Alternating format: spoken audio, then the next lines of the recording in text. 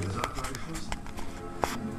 Überprüfen Sie das Ganze nochmal. Und zwar gründlich, wenn ich bedenke, was Festhammers alles über mich weiß. Und über die Firma.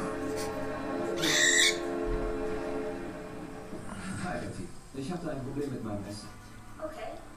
Ich liebe Krautsalat, aber ich verachte Kraut. Aber Krautsalat ist doch. Nein, ich weiß, aber ich liebe dieses scharf-cremige Dressing. Können Sie da vielleicht was machen? Bevor das Ganze ungenießbar wird?